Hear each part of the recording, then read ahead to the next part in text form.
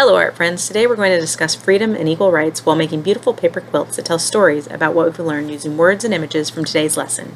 You'll need the following supplies: 9 pieces of blank paper that are 2 inches by 3 inches in size. You will also need a plastic trading card binder sheet that has 9 pocket squares. Grab a pencil and something to color with like crayons, colored pencils, or markers.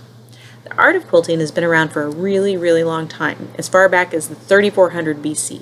Quilts have been created in every region of the world. Here in the U.S., we began making quilts in the colonial times and used scraps of fabric and pieces of old cloth and old clothing to create quilts. These quilts were used to keep settlers warm long before we had electricity for heat. During the Civil War era, which was 1861 to 1865, we transitioned our quilt making to what you are more commonly seen today using block patterns. This is where a large quilt is made up of smaller quilted squares or blocks. By the early 1800s, quilts transitioned from just a piece of cloth to keep you warm into a more traditional art piece used to share history and tell stories. Many historians even believe that quilts, now called freedom quilts, were used to help slaves find their way along the Underground Railroad system and their path to freedom. The Underground Railroad was a secret path the slaves used to travel at night to escape to the north. It is said that quilters would create quilt blocks that served as hidden messages by choosing specific patterns and designs that gave clues to the slaves about where to head for the next part of their freedom journey. One of the most famous conductors on the Underground Railroad was Harriet Tubman. Beginning in 1850, she helped lead over 300 slaves from the south to the north via the Underground Railroad path system. This was very dangerous and highly illegal at that time. Nelson Mandela was a South African man who advocated against the apartheid, which was a policy of segregating or separating people based on their race and color. This was very similar to what happened in the U.S. during the Civil War. Through all of his hard work, Mandela became the first black president of South Africa in 1994. One famous quote from him was, "May your choices reflect your hopes, not your fears." Another freedom fighter was Rosa Parks. In 1955, she decided that she was just too tired to give up her seat on the bus after a really long day worth of work. In those days, black people were required to give up their seats to white people no matter what, so she was arrested.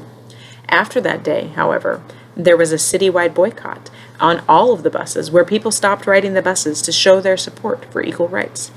There was so many people that stopped riding the buses that this cost the bus companies a lot of money. And was one of the key moments in history that led to black people in equal rights.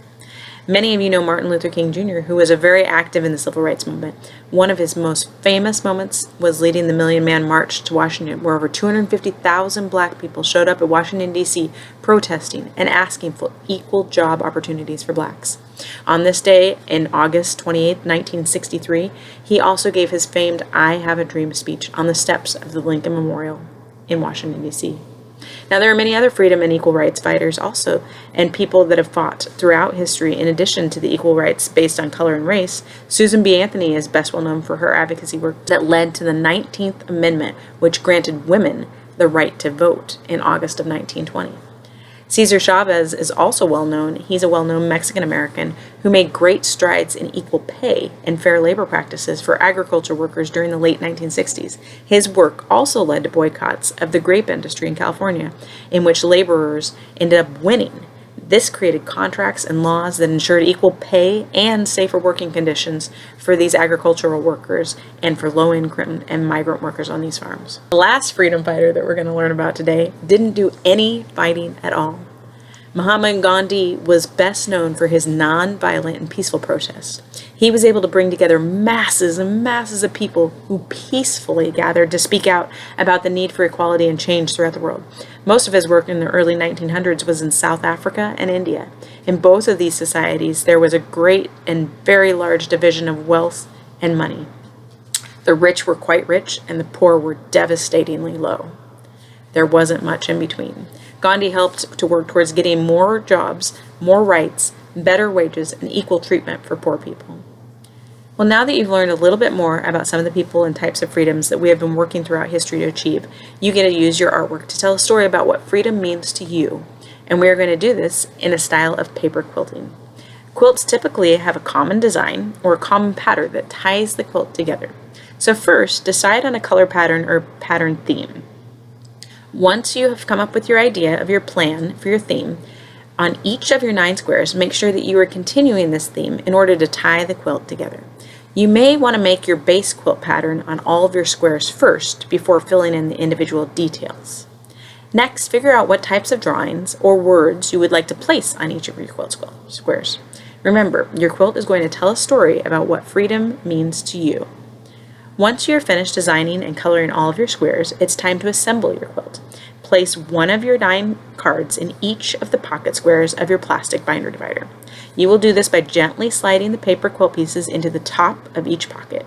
Once you have them inserted, check out your quilt to see if you like the flow of the images. If not, feel free to switch them around until you get them exactly how you want them. Once you're all done, I encourage you to share your quilts with family and friends. As they look at your artwork, teach them about the freedom fighters that we discussed today and what you learned about the different types of freedoms that people have worked to achieve and different ways that they've helped to create change for our societies throughout the world. Thank you for making art with me today, and don't forget that everyone has an equal voice and right to live freely.